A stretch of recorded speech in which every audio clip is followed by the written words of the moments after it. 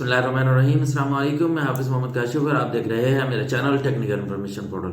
Friends, अगर आप with holding agent हैं, किसी का टैक्स डिडक्ट कर रहे हैं, विद हेल्ड कर रहे हैं, या आपने कोई टैक्स पे करना है, या कहीं आप एज ए अकाउंटेंट काम कर रहे हैं, अकाउंट ऑफिसर के तौर पर, फाइनेंस मैनेजर के तौर पर, या टैक्स कंसल्टेंट के तौर पर, और आप टैक्स विद हेल्ड कर रहे हैं किसी ऑर्गेनाइजेशन का, आपके पास टैक्स आ रहा है तो आपने वो जमा करवाना है। हर चीज़ का जो टैक्स है उसका टाइम लिमिट होती है। इदारे के हवाले से भी टाइम लिमिट होती है, किस इदारे को कितना टाइम अलाउ होता है कि वो टैक्स उतने दिनों के अंदर अंदर काटने के बाद एफबीआर के अकाउंट में जमा करवा दे।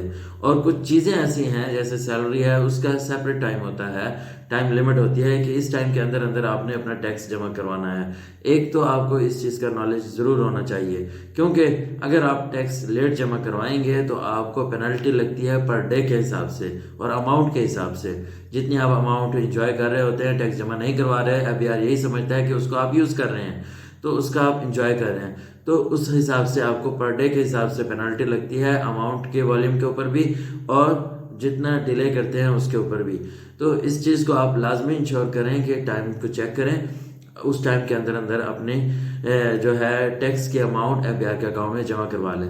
लेकिन इसके साथ साथ एक मसला ये आता है कि कुछ चीज़ें आपके कंट्रोल में नहीं होती।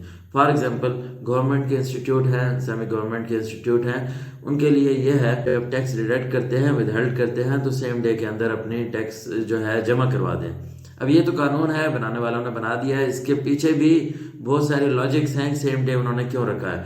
तो दूसरी बात यह है कि आपने अगर सेम डे में जमा करवाना है, नहीं करवा पाते, कोई बैंक बंद है, बैंक का सिस्टम काम नहीं कर रहा, क्रॉस चेक है, उसको डिले हो गया, तो अपना पॉइंट ऑफ व्यू उसके साथ लाजमी लगाएं। डिले अगर आपका हो रहा है तो उसके साथ आप एविडेंस ज़रूर लगाएं।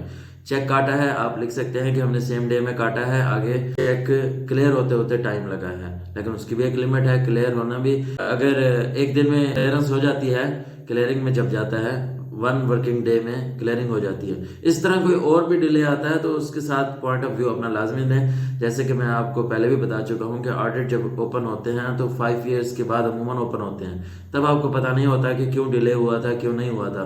उसके साथ जो चीज़ आपके कंट्रोल में नहीं है, रिटन डॉक्यूमेंट्स कमेंट्स अपना लाजमी करें, इस वजह से डिले हुआ है, ताकि उसको ऑडिट के वक्त कवर किया जा सके। तो उम्मीद करता हूँ आपको ये मेरी वीडियो पसंद आई होगी। अगर पसंद आई हो तो मेरे चैनल टेक्निकल इन्फॉर्मेशन पोर्टल को सब्सक्राइब जरूर कीजिएगा।